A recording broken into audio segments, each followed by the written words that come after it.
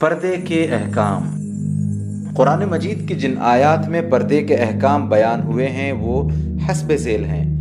قل للمؤمنین یغضوا من ابصارهم ویحفظوا فروجهم ذلک ازکی لهم ان اللہ خبیر بما یصنعون وقل للمؤمنات یغضضن من ابصارهن ویحفظن فروجهن ولا يبدین زینتهن الا ما ظهر منها وليضربن بخمرهن على جيوبهن ولا يبدين زينتهن الا لبعولتهن او آبائهن او آباء بعولتهن او ابنائهن او ابناء بعولتهن او اخوانهن او بني اخوانهن او بني اخواتهن او نسائهن او ما ملكت ايمانهن او التابعين غير اولي الاربة من الرجال او الطفل الذين لم يظهروا على عورات النساء ولا يضربن بارجلهن ليعلم ما يخفين من زينتهن۔ سورۃ النور آیات 30 اور 31۔ اے نبی، مومن مردوں سے کہہ دو کہ اپنی نظریں نیچی رکھیں اور اپنی عصمت و عفت کی حفاظت کریں، یہ ان کے لیے پاکیزگی کا طریقہ ہے، یقیناً اللہ جانتا ہے جو کچھ وہ کرتے ہیں۔ اور مومن عورتوں سے بھی کہہ دو کہ اپنی نگاہیں نیچی رکھیں اور اپنی عصمت کی حفاظت کریں اور اپنی زینت کو ظاہر نہ کریں سوائے اس زینت کے جو خود ظاہر ہو جائے، اور وہ اپنے سینوں پر اپنی اوڑھنیوں کے بکل مار لیا کریں اور اپنی زینت کو ظاہر نہ کریں مگر ان لوگوں کے سامنے، یعنی شوہر، باپ، خسر، بیٹے، سوتیلے بیٹے، بھائی، بھتیجے، بھانجے، اپنی عورتیں، اپنے غلام، وہ مرد خدمتگار جو عورتوں سے کچھ مطلب نہیں رکھتے، وہ لڑکے جو ابھی عورتوں کی پردہ کی باتوں سے آگاہ نہیں ہوئے ہیں، وہ چلتے وقت اپنے پاؤں زمین پر اس طرح نہ مارتی چلیں کہ جو زینت انہوں نے چھپا رکھی ہے اس کا اظہار ہو۔ اے نبی کی بیویوں، تم کچھ عام عورتوں کی طرح تو نہیں ہو، اگر تمہیں پرہیزگاری منظور ہے تو دبی زبان سے بات نہ کرو کہ جس شخص کے دل میں کوئی خرابی ہے وہ تم سے کچھ توقعات وابستہ کر بیٹھے۔ بات سیدھی سادی طرح کرو اور اپنے گھروں میں جمی بیٹھی رہو اور اگلے زمانہ جاہلیت کے بناؤ سنگھار کو نہ دکھاتی پھرو۔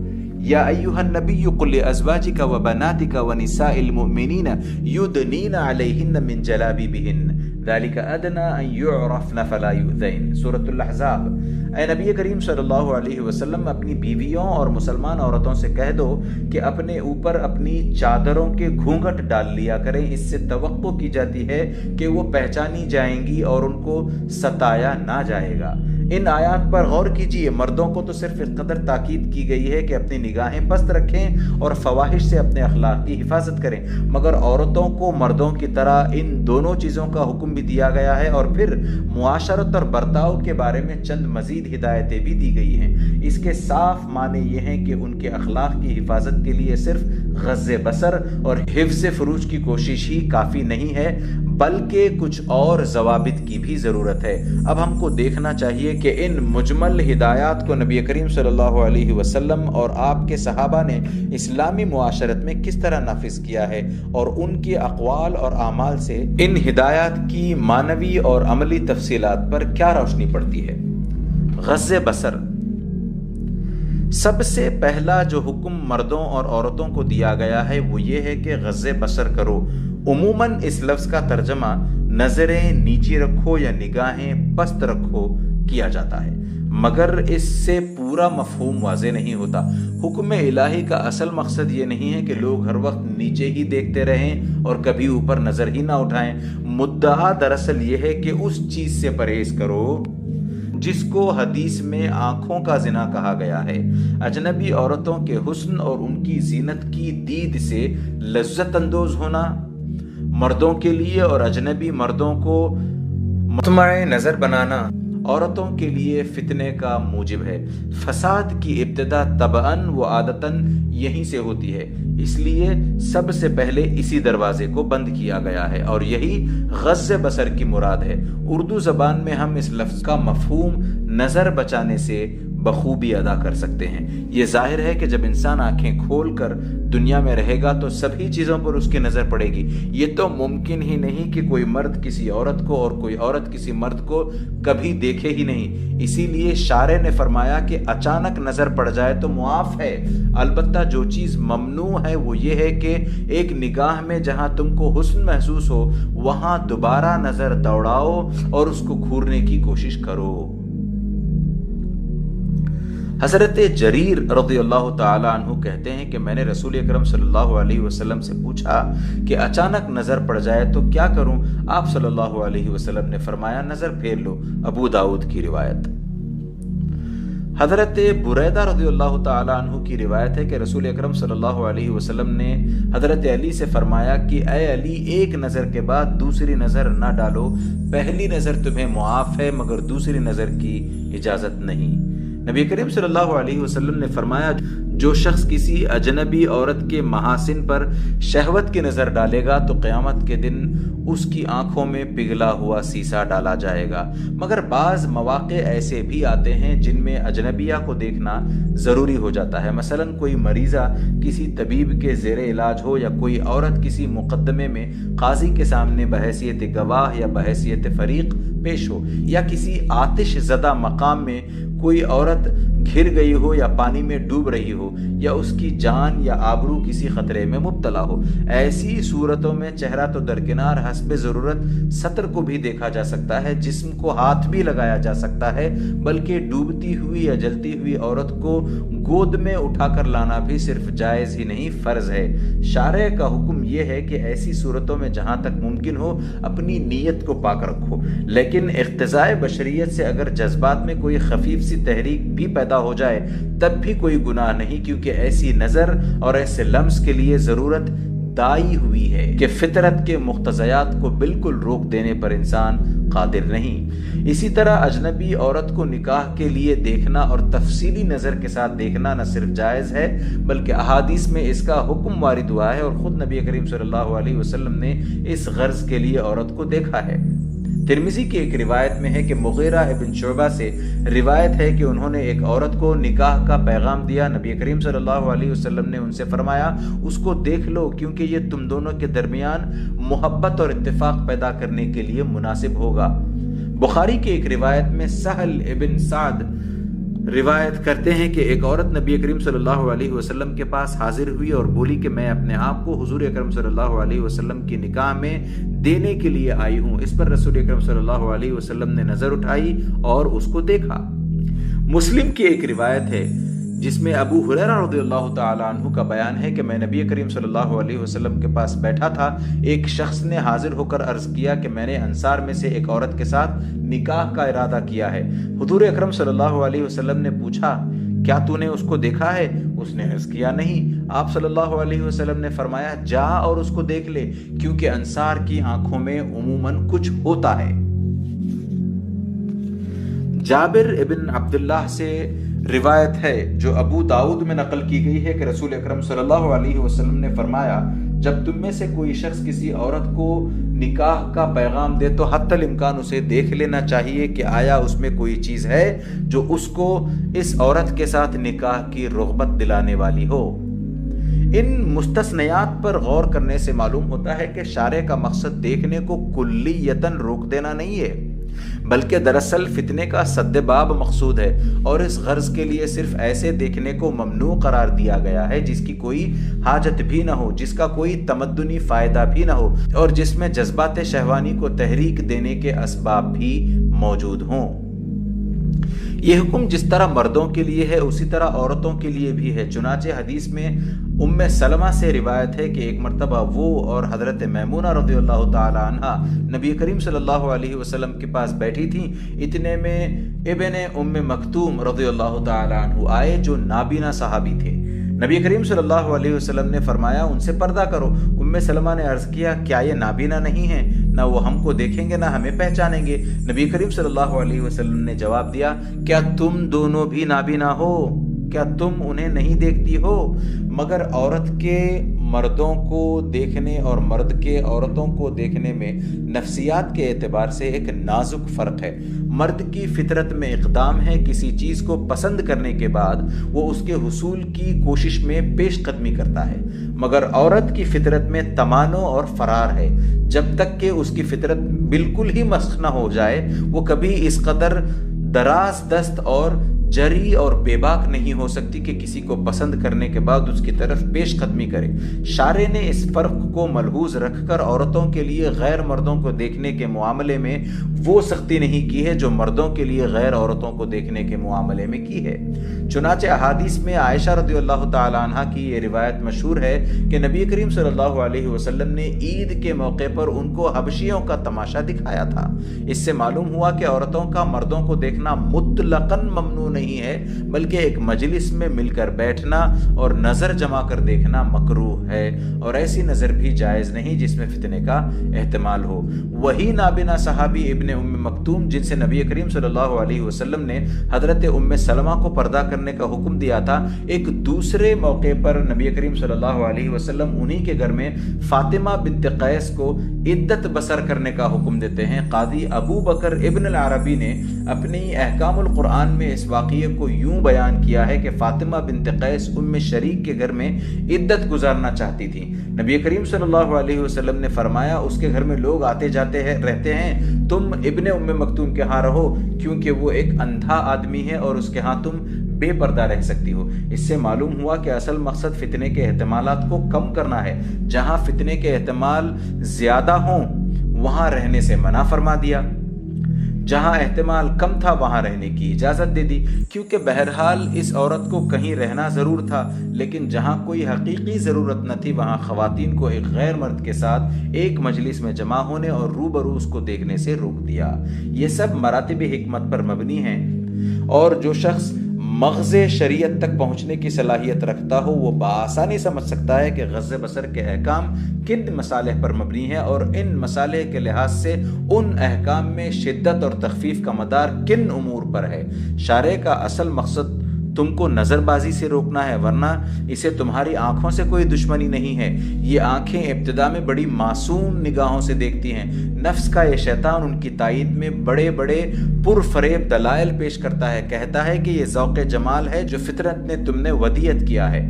جمال فطرت کے دوسرے مظاہر و تجلیات کو جب تم دیکھتے ہو اور ان سے بہت ہی پاک لطف اٹھاتے ہو تو جمال انسانی کو بھی دیکھو اور روحانی لطف اٹھاؤ، مگر اندر ہی اندر شیطان لطف اندوزی کی لے کو بڑھاتا چلا جاتا ہے، یہاں تک کہ ذوق جمال ترقی کے شوق وصال بن جاتے ہیں۔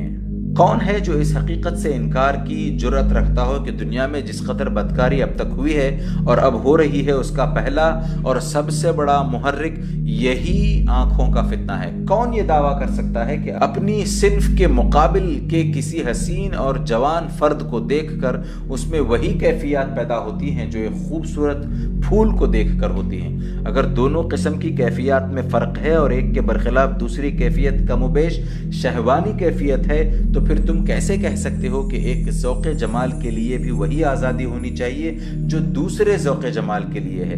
شارع تمہارے ذوق جمال کو تو مٹانا نہیں چاہتا، وہ کہتا ہے کہ تم اپنی پسند کے مطابق اپنا ایک جوڑا انتخاب کر لو اور جمال کا جتنا ذوق تم میں ہے اس کا مرکز صرف اسی ایک کو بنا لو، پھر جتنا چاہو اس سے لطف اٹھاؤ۔ اس مرکز سے ہٹ کر دیدہ بازی کرو گے تو فواحش میں مبتلا ہو جاؤ گے۔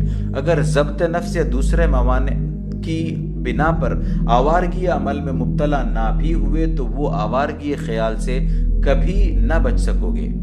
تمہاری بہت سی قوت آنکھوں کے راستے ضائع ہوگی، بہت سے ناکردہ گناہوں کی حسرت تمہارے دل کو ناپاک کر دے گی، بار بار فریب محبت میں گرفتار ہوگے اور بہت سی راتیں بیداری کے خواب دیکھنے میں جاگ جاگ کر ضائع کرو گے، بہت سے حسین ناگوں اور ناگنوں سے ڈسے جاؤ گے، تمہاری بہت سی قوت حیات دل کی دھڑکن اور خون کے ہیجان میں ضائع ہو جائے گی۔ یہ نقصان کیا کچھ کم ہے؟ اور یہ سب اپنے مرکز دید سے ہٹ کر دیکھنے ہی کا نتیجہ ہے۔ لہٰذا اپنی آنکھوں کو قابو میں رکھو، بغیر حاجت کے دیکھنا اور ایسا دیکھنا جو فتنے کا سبب بن سکتا ہو قابل عذر ہے۔ اگر دیکھنے کی حقیقی ضرورت ہو یا اس کا کوئی تمدنی فائدہ ہو تو احتمال فتنے کے باوجود دیکھنا جائز ہے، اور اگر حاجت نہ ہو لیکن فتنے کا بھی احتمال نہ ہو تو عورت کے لیے مرد کو دیکھنا جائز ہے، مگر مرد کے لیے عورت کو دیکھنا جائز نہیں، الا یہ کہ اچانک نظر پڑ جائے۔ اظہار زینت کی ممانعت اور اس کے حدود۔ غض بصر کا حکم عورت اور مرد دونوں کے لیے تھا۔ اس کے چند احکام خاص عورتوں کے لیے ہیں۔ ان میں سے پہلا حکم یہ ہے کہ ایک محدود دائرے کے باہر اپنی زینت کے اظہار سے پرہیز کرو۔ اس حکم کے مقاصد اور اس کی تفصیلات پر غور کرنے سے پہلے ان احکام کو ایک مرتبہ پھر ذہن میں تازہ کر لیجئے جو اس سے پہلے لباس اور ستر کے باب میں بیان ہو چکے ہیں۔ چہرے اور ہاتھوں کے سوا عورت کا پورا جسم ستر ہے، جس کو باپ، چچا، بھائی اور بیٹے تک کے سامنے کھولنا جائز نہیں، حتیٰ کہ عورت پر بھی عورت کے ستر کا کھلنا مکروہ ہے۔ اس حقیقت کو پیش نظر رکھنے کے بعد اظہار زینت کے حدود ملاحظہ کیجیے۔ عورت کو اجازت دی گئی ہے کہ اپنی زینت کو ان رشتہ داروں کے سامنے ظاہر کرے جو یوں ہیں: شوہر، باپ، خسر، بیٹے، سوتیلے بیٹے، بھائی، بھتیجے اور بھانجے۔ اس کو یہ بھی اجازت دی گئی ہے کہ اپنے غلاموں کے سامنے اظہار زینت کرے، نہ کہ دوسروں کے غلاموں کے سامنے۔ وہ ایسے مردوں کے سامنے بھی زینت کے ساتھ آ سکتی ہے جو تابع یعنی زیر دست ہوں اور ماتحت ہوں، اور عورتوں کی طرف میلان اور رغبت رکھنے والے مردوں میں سے نہ ہوں۔ عورت ایسے بچوں کے سامنے بھی اظہار زینت کر سکتی ہے جن میں ابھی صنفی احساسات پیدا نہ ہوئے ہوں۔ قرآن میں او الطفل الذین لم یظہروا علی عورات النساء فرمایا گیا ہے، جس کا لفظی ترجمہ یہ ہے کہ ایسے بچے جو ابھی عورتوں کی پوشیدہ باتوں سے آگاہ نہ ہوئے ہوں۔ اپنے میل جول کی عورتوں کے سامنے بھی عورت کا زینت کے ساتھ آنا جائز ہے۔ قرآن میں النساء کے الفاظ نہیں کہے گئے بلکہ نسائہن کے الفاظ کہے گئے ہیں۔ اس سے ظاہر ہوا کہ شریف عورتیں یا اپنے کنبے یا رشتے یا اپنے طبقے کی عورتیں مراد ہیں۔ ان کے ماں سوا غیر عورتیں جن میں ہر قسم کی مجہول الحال اور مشتبہ چال چلن والیاں اور آوارہ و بدنام سبھی شامل ہوتی ہیں، اس اجازت سے خارج ہیں، کیونکہ وہ بھی فتنے کا سبب بن سکتی ہیں۔ اسی بنا پر جب شام کے علاقے میں مسلمان گئے اور ان کی خواتین وہاں کی نصرانی اور یہودی عورتوں کے ساتھ بے تکلف ملنے لگی تو عمر رضی اللہ تعالی عنہ نے امیر شام ابو عبیدہ ابن الجراح کو لکھا کہ مسلمان عورتوں کو اہل کتاب کی عورتوں کے ساتھ حماموں میں جانے سے منع کر دو۔ ابن عباس رضی اللہ تعالی عنہ نے تصریح کی ہے کہ مسلمان عورت کفار اور اہل الذمہ کی عورتوں کے سامنے اس سے زیادہ ظاہر نہیں کر سکتی جو اجنبی مردوں کے سامنے ظاہر کر سکتی ہے۔ اس سے کوئی مذہبی امتیاز مقصود نہ تھا، بلکہ مسلمان عورتوں کو ایسی عورتوں کے اثرات سے بچانا مقصود تھا جن کے اخلاق اور تہذیب کا صحیح حال معلوم نہ ہو، یا جس حد تک معلوم ہو وہ اسلامی نقطۂ نظر سے قابل اعتراض ہو۔ رہیں وہ غیر مسلم عورتیں جو شریف اور باحیا اور نیک خصلت ہوں تو وہ نسائہن ہی میں شمار ہوں گی، واللہ اعلم۔ ان حدود پر غور کرنے سے دو باتیں معلوم ہوتی ہیں۔ ایک یہ کہ جس زینت کے اظہار کی اجازت اس محدود حلقے میں دی گئی ہے وہ ستر عورت کے ماں سوا ہے۔ اس سے مراد زیور پہننا، اچھے ملبوسات سے آراستہ ہونا، سرما اور حنا اور بالوں کی آرائش اور دوسری وہ آرائشیں جو عورتیں اپنی انوثیت کے اقتضاء کے خاطر اپنے گھر میں کرنے کی عادی ہوتی ہیں۔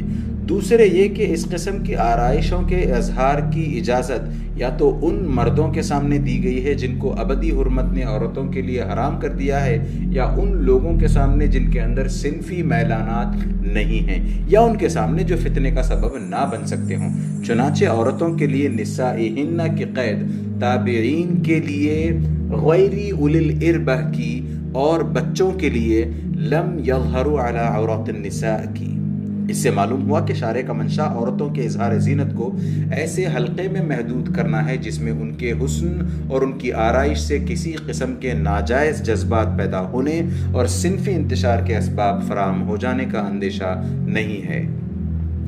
اس حلقے کے باہر جتنے مرد ہیں ان کے بارے میں ارشاد ہے کہ ان کے سامنے اپنی زینت کا اظہار نہ کرو، بلکہ چلنے میں پاؤں بھی اس طرح نہ مارو کہ چھپی ہوئی زینت کا حال آواز سے ظاہر ہو، اور اس ذریعے سے توجہات تمہاری طرف منعطف ہوں۔ اس فرمان میں جس زینت کو اجانب سے چھپانے کا حکم دیا گیا ہے، یہ وہی زینت ہے جس کو ظاہر کرنے کی اجازت اوپر کے محدود حلقے میں دی گئی ہے۔ مقصود بالکل واضح ہے۔ عورتیں اگر بن ٹھن کر ایسے لوگوں کے سامنے آئیں گی جو صنفی خواہشات رکھتے ہیں اور جن کے داعیات نفس کو ابدی حرمت نے پاکیزہ اور معصوم جذبات سے مبدل بھی نہیں کیا ہے، تو لا محالہ اس کے اثرات وہی ہوں گے جو مقتضائے بشریت ہیں۔ یہ کوئی نہیں کہتا کہ ایسے اظہار زینت سے ہر عورت فاحشہ ہی ہو کر رہے گی اور ہر مرد بالفعل بدکار ہی بن کر رہے گا، مگر اس سے بھی کوئی انکار نہیں کر سکتا کہ زینت و آرائش کے ساتھ عورتوں کے علانیہ پھرنے اور محفلوں میں شریک ہونے سے بے شمار جلی اور خفی نفسانی اور مادی نقصانات رونما ہوتے ہیں۔ آج یورپ اور امریکہ میں وہاں کی عورتیں اپنی اور اپنے شوہروں کی آمدنی کا بیشتر حصہ اپنی آرائش پر خرچ کر رہی ہیں، اور روز بروز ان کا یہ خرچ اتنا بڑھتا چلا جا رہا ہے کہ ان کے معاشی وسائل اس کے تحمل کی قوت نہیں رکھتے۔ کیا یہ جنون انہی پرشوق نگاہوں نے پیدا نہیں کیا جو بازاروں اور دفتروں اور سوسائٹی کے اجتماعات میں آراستہ خواتین کا استقبال کرتی ہیں؟ پھر غور کیجئے کہ آخر عورتوں کی آرائش کا اس قدر شوق پیدا ہونے اور طوفان کی طرح بڑھنے کا سبب کیا ہے؟ یہی نہ کہ وہ مردوں سے خراج تحسین وصول کرنا اور ان کی نظروں میں کھب جانا چاہتی ہیں۔ یہ کس لیے ہے؟ کیا یہ بالکل ہی معصوم جذبہ ہے؟ کیا اس کی تہ میں وہ صنفی خواہشات چھپی ہوئی نہیں ہیں جو اپنے فطری دائرے سے نکل کر پھیل جانا چاہتی ہیں اور جن کے مطالبات کا جواب دینے کے لیے دوسری جانب بھی ویسی خواہشات موجود ہیں؟ اگر آپ اس سے انکار کریں گے تو شاید کل آپ کا یہ دعویٰ کرنے میں بھی تأمل نہ ہوگا کہ جوالا مکھی پہاڑ پر جو دھواں نظر آتا ہے اس کی تہ میں کوئی لاوا باہر نکلنے کے لیے بےتاب نہیں ہے۔ آپ اپنے عمل کے مختار ہیں، جو چاہے کیجئے، مگر حقائق سے انکار نہ کیجئے۔ یہ حقیقتیں اب کچھ مستور بھی نہیں رہیں، سامنے آ چکی ہیں اور اپنے آفتاب سے زیادہ روشن نتائج کے ساتھ آ چکی ہیں۔ آپ ان نتائج کو دانستہ یا نادانستہ قبول کرتے ہیں، مگر اسلام ان کو ٹھیک اسی مقام پر روک دینا چاہتا ہے جہاں سے ان کے ظہور کی ابتدا ہوتی ہے، کیونکہ اس کی نظر اظہار زینت کے بظاہر معصوم آغاز پر نہیں بلکہ اس نہایت غیر معصوم انجام پر ہے جو تمام سوسائٹی پر قیامت کی سی تاریکی لے کر پھیل جاتا ہے۔ قرآن میں جہاں اجنبیوں کے سامنے زینت کا اظہار کرنے کی ممانعت ہے، وہاں ایک استثناء بھی ہے، الا ما ظہر منہا، جس کا مطلب یہ ہے کہ ایسی زینت کے ظاہر ہونے میں کوئی مضائقہ نہیں جو خود ظاہر ہو جائے۔ لوگوں نے اس استثناء سے بہت کچھ فائدے اٹھانے کی کوشش کی ہے، مگر مشکل یہ ہے کہ ان الفاظ میں کچھ زیادہ فائدے اٹھانے کی گنجائش ہی نہیں ہے۔ شارع صرف یہ کہتا ہے کہ تم اپنے ارادے سے غیروں کے سامنے اپنی زینت کا اظہار نہ کرو، لیکن جو زینت خود بخود ظاہر ہو جائے یا اضطراراً ظاہر ہی رہنے والی ہو، اس کی تم پر کوئی ذمہ داری نہیں۔ مطلب صاف ہے کہ تمہاری نیت اظہار زینت کی نہ ہونی چاہیے۔ تم میں یہ جذبہ، یہ ارادہ ہرگز نہ ہونا چاہیے کہ اپنی آرائش غیروں کو دکھاؤ اور کچھ نہیں تو چھپے ہوئے زیوروں کی جھنکار ہی سنا کر ان کی توجہ اپنی طرف مائل کر لو۔ تم کو اپنی طرف سے تو اخفاء زینت کی اختیاری کوشش کرنی چاہیے، پھر اگر کوئی چیز اضطراراً کھل جائے تو اس پر خدا تم سے کوئی مواخذہ نہ کرے گا۔ تم جن کپڑوں میں زینت کو چھپاؤ گی وہ تو بہرحال ظاہر ہی ہوں گے۔ تمہارا قد و قامت، تناسب جسمانی، ڈیل ڈول تو ان میں محسوس ہوگا۔ کسی ضرورت یا کام کاج کے لیے کبھی ہاتھ یا چہرے کا کوئی حصہ تو کھولنا ہی پڑے گا۔ کوئی حرج نہیں اگر ایسا ہو، تمہاری نیت اس کے اظہار کی نہیں، تم اس کے اظہار پر مجبور ہو۔ اگر ان چیزوں سے بھی کوئی کمینہ لذت لیتا ہے تو لیا کرے، اپنی بدنیتی کی سزا خود بھگتے گا۔ جتنی ذمہ داری تمدن اور اخلاق کی خاطر تم پر ڈالی گئی تھی اس کو تم نے اپنی حد تک تو پورا کر دیا ہے۔ یہ ہے صحیح مفہوم اس آیت کا۔ مفسرین کے درمیان اس کے مفہوم میں جتنے اختلافات ہیں ان سب پر جب آپ غور کریں گے تو معلوم ہوگا کہ تمام اختلافات کے باوجود ان کے اقوال کا مدعا وہی ہے جو ہم نے بیان کیا ہے۔ ابن مسعود، ابراہیم نخعی اور حسن بصری رحمہم اللہ کے نزدیک زینت ظاہرہ سے مراد وہ کپڑے ہیں جن میں زینت باطنہ کو چھپایا جاتا ہے، مثلا برقع یا چادر۔ ابن عباس، مجاہد، عطا، ابن عمر، انس، ضحاک، سعید بن جبیر، اوزائی اور عامہ حنفیہ کے نزدیک اس سے مراد چہرہ اور ہاتھ ہیں، اور وہ اسباب زینت بھی اس استثناء میں داخل ہیں جو چہرے اور ہاتھ میں عادتاً ہوتے ہیں، مثلا ہاتھ کی حنا اور انگوٹھی اور آنکھوں کا سرما وغیرہ۔ سعید بن المسیب کے نزدیک صرف چہرہ مستثنیٰ ہے، اور ایک قول حسن البصری سے بھی ان کی تائید میں منقول ہے۔ حضرت عائشہ رضی اللہ عنہا نے چہرہ چھپانے کی طرف میلان ظاہر کیا ہے۔ ان کے نزدیک زینت ظاہرہ سے مراد ہاتھ اور چوڑیاں، کنگن اور انگوٹھیاں ہیں۔ مصور بن محزمہ اور قتادہ ہاتھوں کو ان کی زینت سمیت کھولنے کی اجازت دیتے ہیں، مگر چہرے کے باب میں ان کے اقوال سے ایسا متبادر ہوتا ہے کہ پورے چہرے کے بجائے وہ صرف آنکھیں کھولنے کو جائز رکھتے ہیں۔ ان اختلافات کے منشا پر غور کیجئے۔ ان سب مفسرین نے الا ما ظہر منہا سے یہی سمجھا ہے کہ اللہ تعالیٰ ایسی زینت کو ظاہر کرنے کی اجازت دیتا ہے جو اضطراراً ظاہر ہو جائے یا جس کو ظاہر کرنے کی ضرورت پیش آئے۔ چہرہ اور ہاتھوں کی نمائش کرنا یا ان کو مطمح انظار بنانا ان میں سے کسی کا بھی مقصود نہیں۔ ہر ایک نے اپنے فہم اور عورتوں کو ضروریات کے لحاظ سے یہ سمجھنے کی کوشش کی ہے کہ ضرورت کس حد تک کسی چیز کو بے حجاب کرنے کے لیے داعی ہوتی ہے، یا کیا چیز اضطراراً کھل سکتی ہے یا عادتاً کھلتی ہے۔ ہم کہتے ہیں کہ آپ الا ما ظہر منہا کو ان میں سے کسی چیز کے ساتھ بھی مقید نہ کیجیے۔ ایک مومن عورت جب اللہ اور رسول صلی اللہ علیہ وسلم کے احکام کی سچے دل سے پابند رہنا چاہتی ہے اور جس کو فتنے میں مبتلا ہونا منظور نہیں ہے، وہ خود اپنے حالات اور ضروریات کے لحاظ سے فیصلہ کر سکتی ہے کہ چہرہ اور ہاتھ کھولے یا نہیں، کب کھولے اور کب نہ کھولے، کس حد تک کھولے اور کس حد تک چھپائے۔ اس باب میں قطعی احکام نہ شارع نے دیے ہیں نہ اختلاف احوال و ضروریات کو دیکھتے ہوئے یہ مقتضائے حکمت ہے کہ قطعی احکام وضع کیے جائیں۔ جو عورت اپنی حاجات کے لیے باہر جانے اور کام کاج کرنے پر مجبور ہے، اس کو کسی وقت ہاتھ بھی کھولنے کی ضرورت پیش آئے گی، اور چہرہ بھی ایسی عورت کے لیے بلحاظ ضرورت اجازت ہے، اور جس عورت کا یہ حال نہیں ہے اس کے لیے بلا ضرورت قصداً کھولنا درست نہیں۔ بس شارع کا مقصد یہ ہے کہ اپنا حسن دکھانے کے لیے اگر کوئی چیز بے حجاب کی جائے تو یہ گناہ ہے، خود بخود بغیر ارادہ کچھ ظاہر ہو جائے تو کوئی گناہ نہیں۔ حقیقی ضرورت اگر کچھ کھولنے پر مجبور کرے تو اس کا کھولنا جائز ہے۔ اب رہا یہ سوال کہ اختلاف احوال سے قطع نظر کر کے نفس چہرہ کا حکم کیا ہے؟ شارع اس کے کھولنے کو پسند کرتا ہے یا ناپسند؟ اس کے اظہار کی اجازت محض ناگزیر ضرورت پر دی گئی ہے یا اس کے نزدیک چہرہ غیروں سے چھپانے کی چیز ہی نہیں ہے؟ ان سوالات پر سورہ احزاب والی آیات میں روشنی ڈالی گئی ہے۔ چہرے کا حکم۔ سورہ احزاب کی جس آیت کا ذکر اوپر کیا گیا ہے اس کے الفاظ یہ ہیں: یا ایھا النبی قل لازواجک وبناتک ونساء المؤمنین یدنین علیہن من جلابیبہن ذلک ادنی ان یعرفن فلا یؤذین۔ اے نبی، اپنی بیویوں اور بیٹیوں اور مسلمانوں کی عورتوں سے کہہ دو کہ اپنے اوپر اپنی چادروں کے گھونگھٹ ڈال لیا کریں۔ اس تدبیر سے یہ بات زیادہ متوقع ہے کہ وہ پہچان لی جائیں گی اور انہیں ستایا نہ جائے گا۔ یہ آیت خاص چہرے کو چھپانے کے لیے ہے۔ جلابیب جمع ہے جلباب کی، جس کے معنی چادر کے ہیں۔ ادنا کے معنی ارخاء کے ہیں، یعنی لٹکانے کے۔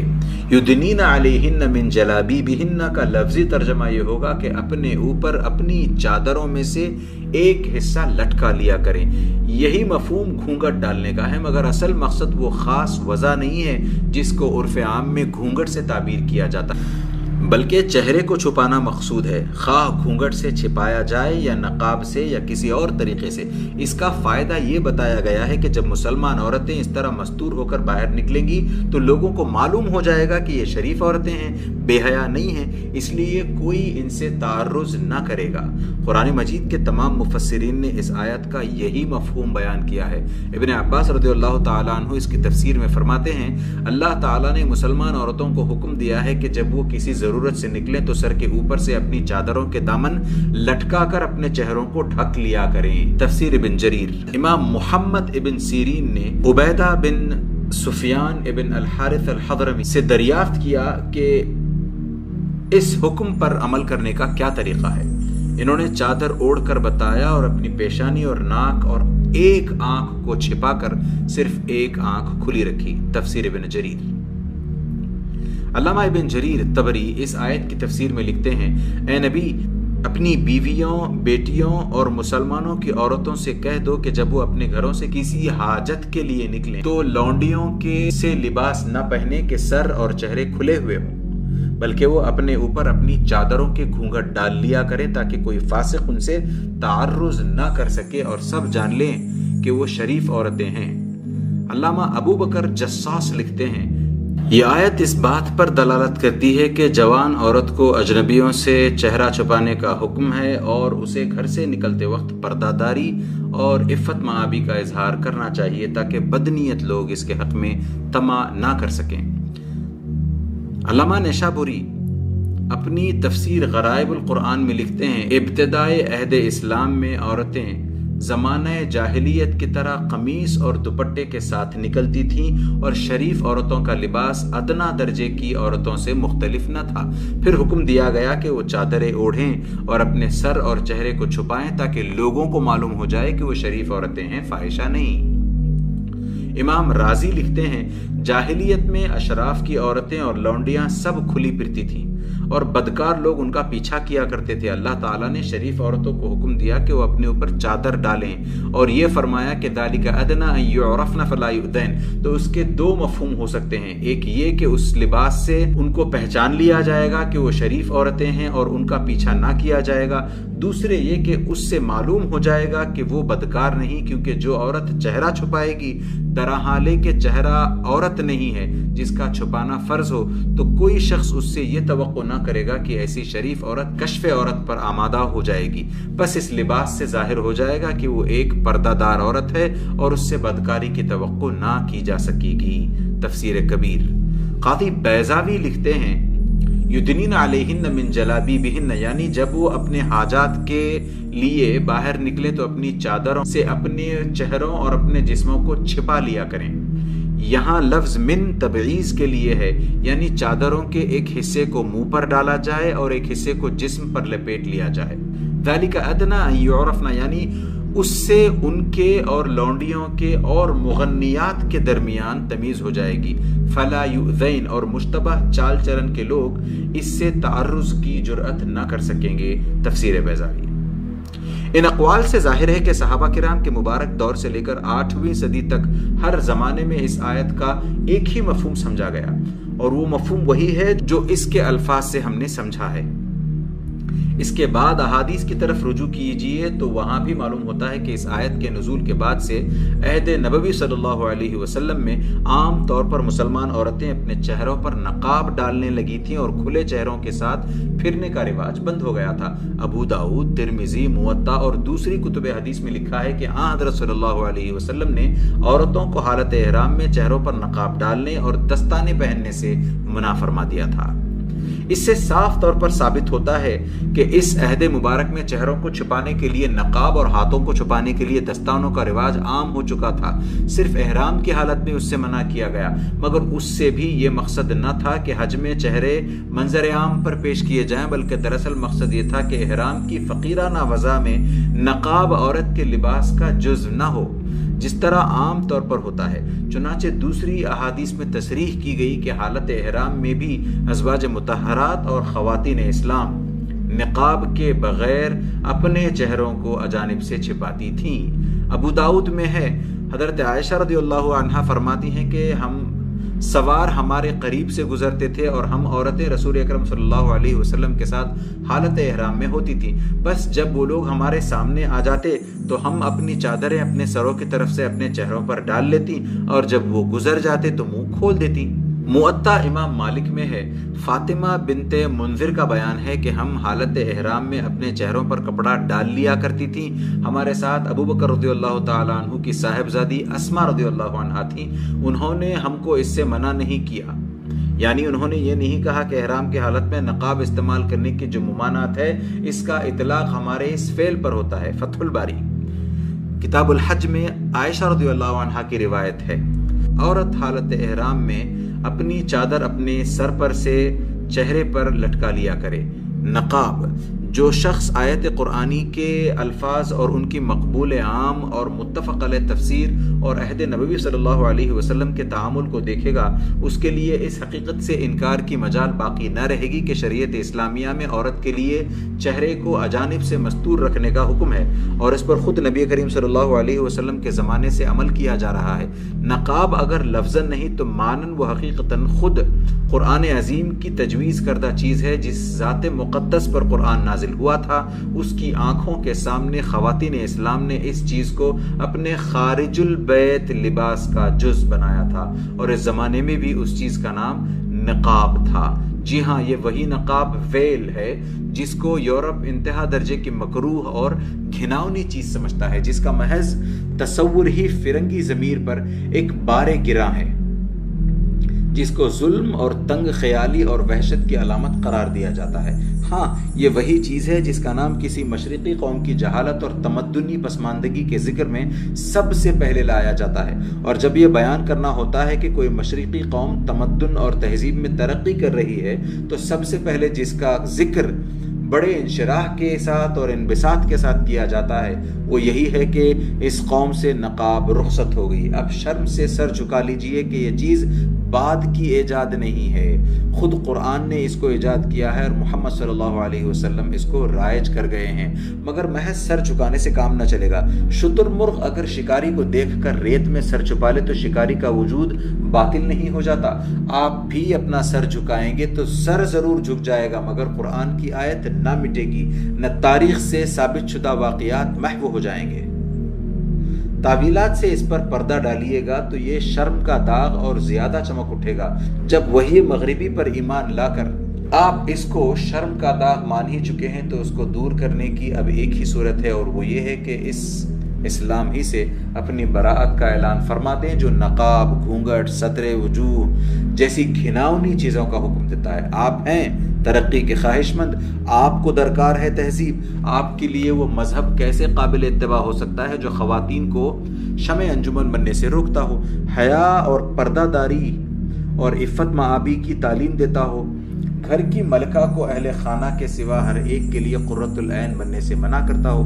بھلا ایسے مذہب میں ترقی کہاں؟ ایسے مذہب کو تہذیب سے کیا واسطہ؟ ترقی اور تہذیب کے لیے ضروری ہے کہ عورت نہیں لیڈی صاحبہ باہر نکلنے سے پہلے 2 گھنٹے تک تمام مشاغل سے دستکش ہو کر صرف اپنی تزئین اور آرائش میں مشغول ہو جائیں، تمام جسم کو معطر کریں، رنگ اور وضع کی مناسبت سے انتہا درجے کا جاذب نظر لباس زیبتاً فرمائیں، مختلف قسم کے غازوں سے چہرے اور باہوں کی تنویر بڑھائیں، ہونٹوں کو لپسٹک سے مزین کریں، کمان ابرو کو درست اور آنکھوں کو تیر اندازی کے لیے چست کر لیں، اور ان سب کرشموں سے مسلح ہو کر گھر سے باہر نکلے تو شان یہ ہو کہ ہر کرشمہ دامن دل کو کھینچ کھینچ کر جائیں جا است کی صدا لگا رہا ہو۔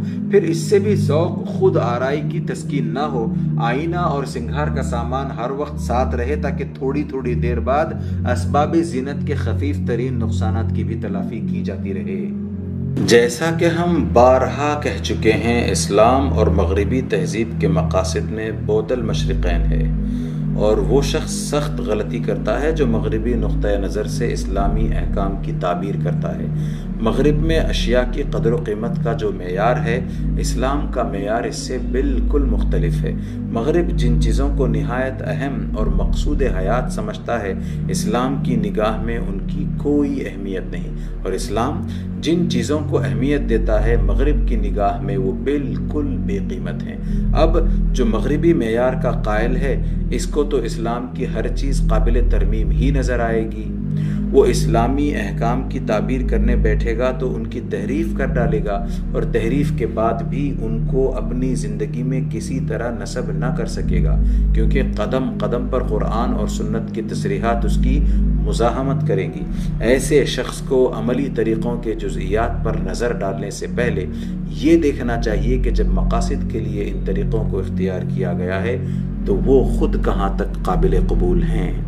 اگر وہ مقاصد ہی سے اتفاق نہیں رکھتا تو حصول مقاصد کے طریقوں پر بحث کرنے اور ان کو مسخ کرنے کی فضول زحمت کیوں اٹھائے؟ کیوں نہ اس مذہبی کو چھوڑ دے جس کے مقاصد کو وہ غلط سمجھتا ہے، اور اگر اسے مقاصد سے اتفاق ہے تو بحث صرف اس میں رہ جاتی ہے کہ ان مقاصد کے لیے جو عملی طریقے تجویز کیے گئے ہیں وہ مناسب ہیں یا نامناسب، اور اس بحث کو بآسانی طے کیا جا سکتا ہے، لیکن یہ طریقہ صرف شریف لوگ ہی اختیار کر سکتے ہیں۔ رہے منافقین تو وہ اللہ کی پیدا کی ہوئی مخلوقات میں سب سے ارذل مخلوق ہیں۔ ان کو یہی زیب دیتا ہے کہ دعویٰ ایک چیز پر اعتقاد رکھنے کا کریں اور در حقیقت اعتقاد دوسری چیز پر رکھیں۔ نقاب اور برقعے کے سلسلے میں جس قدر بحثیں کی جا رہی ہیں وہ دراصل اسی نفاق پر مبنی ہیں۔ ایڑی سے چوٹی تک کا زور یہ ثابت کرنے میں صرف کیا گیا ہے کہ پردے کی یہ صورت اسلام سے پہلے کے قوموں میں رائج تھی، اور جاہلیت کی یہ میراث نبی کریم صلی اللہ علیہ وسلم کے دور کے بہت مدت بعد مسلمانوں میں تقسیم ہوئی۔ قرآن کی ایک صریح آیت اور عہد نبوی کے ثابت شدہ تعامل اور صحابہ و تابعین کی تشریحات کے مقابلے میں تاریخی تحقیقات کی یہ زحمت آخر کیوں اٹھائی گئی؟ صرف اس لیے کہ زندگی کے وہ مقاصد پیش نظر تھے اور ہیں جو مغرب میں مقبول عام ہیں۔ ترقی اور تہذیب کے وہ تصورات ذہن نشین ہو گئے ہیں جو اہل مغرب سے نقل کیے گئے ہیں۔ چونکہ برقع اوڑھنا اور نقاب ڈالنا ان مقاصد کے خلاف ہے اور ان تصورات سے کسی طرح میل نہیں کھاتا، لہٰذا تاریخی تحقیق کے زور سے اس چیز کو مٹانے کی کوشش کی گئی جو اسلام کی کتاب آئین میں ثبت ہے۔ یہ کھلی ہوئی منافقت جو بہت سے مسائل کی طرح اس مسئلے میں بھی برتی گئی ہے، اس کی اصلی وجہ وہی بے اصولی اور عقل کی خفت اور اخلاقی جرأت کی کمی ہے جس کا ہم نے اوپر ذکر کیا ہے۔ اگر ایسا نہ ہوتا تو اتباع اسلام کا دعویٰ کرنے کے باوجود قرآن کے مقابلے میں تاریخ کو لا کر کھڑا کرنے کا خیال بھی ان کے ذہن میں نہ آتا۔ یا تو یہ اپنے مقاصد کو اسلام کے مقاصد سے بدل ڈالتے یا اعلانیہ اس مذہب سے الگ ہو جاتے جو ان کے معیار ترقی کے لحاظ سے مانع ترقی ہے۔ جو شخص اسلامی قانون کے مقاصد کو سمجھتا ہے اور اس کے ساتھ کچھ عقل عام کامن سینس بھی رکھتا ہے، اس کے لیے یہ سمجھنا کچھ بھی مشکل نہیں کہ عورتوں کو کھلے چہروں کے ساتھ باہر پھرنے کی عام اجازت دینا ان مقاصد کے بالکل خلاف ہے جن کو اسلام اس قدر اہمیت دے رہا ہے۔ ایک انسان کو دوسرے انسان کی جو چیز سب سے زیادہ متاثر کرتی ہے وہ اس کا چہرہ ہی تو ہے۔ انسان کی خلقی و پیدائشی زینت، یا دوسرے الفاظ میں انسانی حسن کا سب سے بڑا مظہر چہرہ ہے۔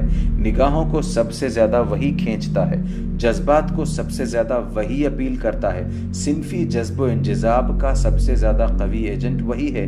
اس بات کو سمجھنے کے لیے نفسیات کے کسی گہرے علم کی بھی ضرورت نہیں، خود اپنے دل کو ٹٹولیے، اپنی آنکھوں سے فتویٰ طلب کیجئے، اپنے نفسی تجربات کا جائزہ لے کر دیکھ لیجئے۔ منافقت کی بات تو دوسری ہے۔ منافق اگر آفتاب کے وجود کو بھی اپنے مقصد کے خلاف دیکھے گا تو دن دہاڑے کہہ دے گا کہ آفتاب موجود نہیں ہے۔ البتہ صداقت سے کام لیجئے گا تو آپ کو اعتراف کرنا پڑے گا کہ صنفی تحریک یعنی سیکس اپیل میں جسم کی ساری زینتوں سے زیادہ حصہ اس فطری زینت کا ہے جو اللہ نے چہرے کے ساخت میں رکھی ہے۔ اگر آپ کو کسی لڑکی سے شادی کرنی ہو اور آپ اسے دیکھ کر آخری فیصلہ کرنا چاہتے ہوں تو سچ بتائیے کہ کیا دیکھ کر آپ فیصلہ کریں گے؟